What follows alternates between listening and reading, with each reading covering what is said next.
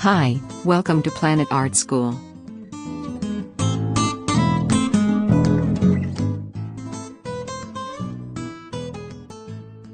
Hello, I am excited you are here in this online class.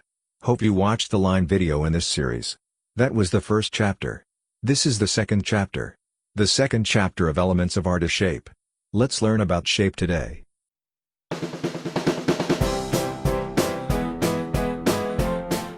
Today we are learning the second element of art, which is shape.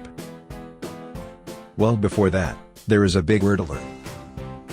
Let's get familiarized with a big word. It's called contour. Contour is nothing but a boundary. We learned about contour in the first class, when we were talking about lines. And what is a closed contour? Another big word.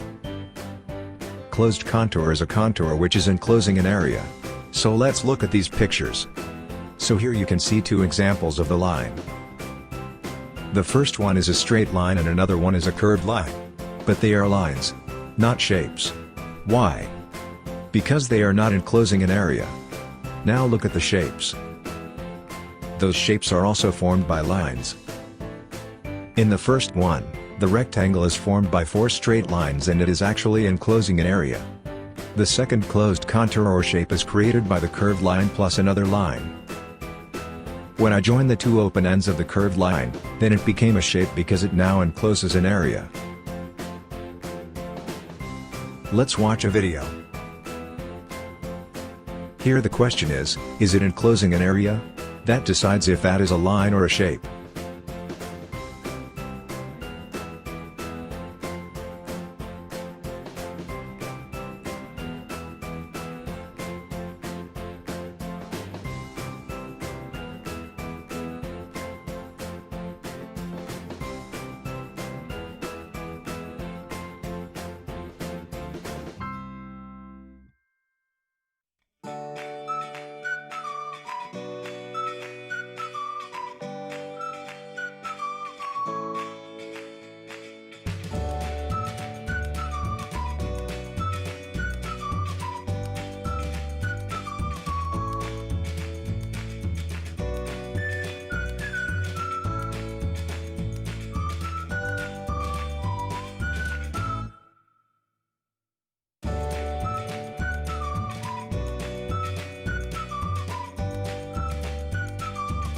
So you can see that a shape can be formed by straight lines or curved lines or a zigzag line or a combination of all these. So we can create all types of shapes and the possibilities are infinite. Hopefully, the difference between lines and shapes are clear now. We also talked about dimension in the first video when we talked about point and line.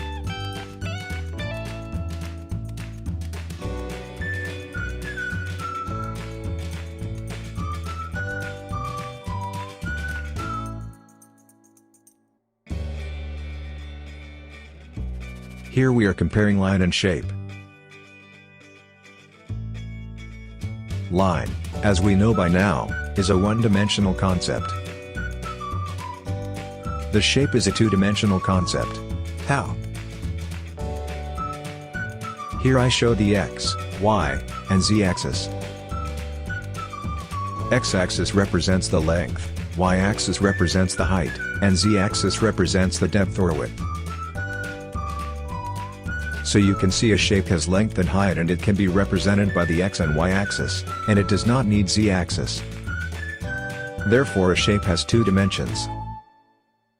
Okay, now, we are going to introduce two more big words. The first one is called a geometric shape and the second one is an organic shape. Geometric shapes are uniform in nature, follow certain rules and properties, and cannot be usually seen in nature. For example, a book or paper. It is rectangular in shape, which is a geometric shape, and it is man-made.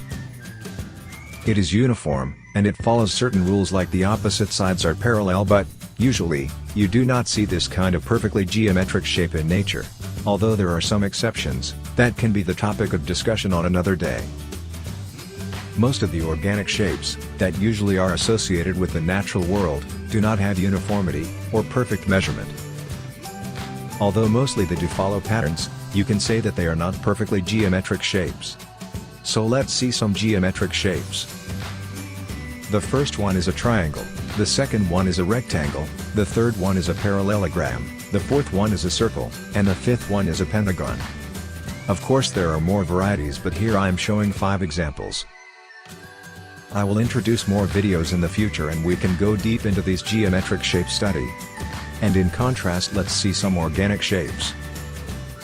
The first one is a cloud, the second one is a maple leaf, the third one is lightning, and the fourth one is fire.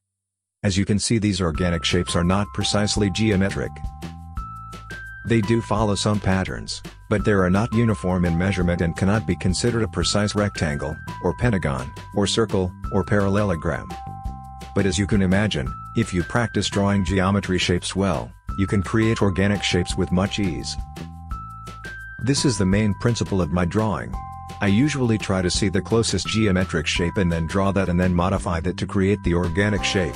If you are interested, you can look at some of my cartoon drawing examples. Now let's discuss more about some of the geometric shapes.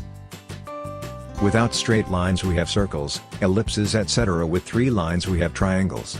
There are many different types of triangles like right triangle, isosceles triangle, equilateral triangle, scalene, obtuse angled triangle, etc.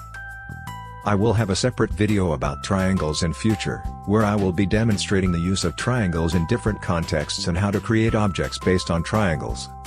With 4 lines, we have rectangles, squares, parallelograms, rhombus, trapeziums, etc. With 5 lines we have pentagon, with 6 lines we have hexagon, with 7 lines we have septagon, etc. I believe studying these shapes are very important. I will show you how they can be used to create objects which are organic or geometric shaped. You need to learn to create these geometric shapes without using any tools like ruler, protractor, compass, etc. It may not be perfect in the beginning, but that is fine.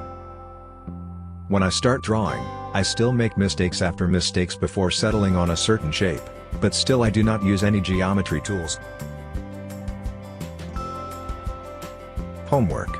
Take a 11-inch by 14-inch or larger size sketchbook. Draw a few circles of different sizes. On an 11-inch by 14-inch sketchbook page, you can easily draw 40 to 50 circles. Draw a few ovals of different sizes. Draw some organic shapes like cloud, or maple leaf. And that's it. We see you in the next video.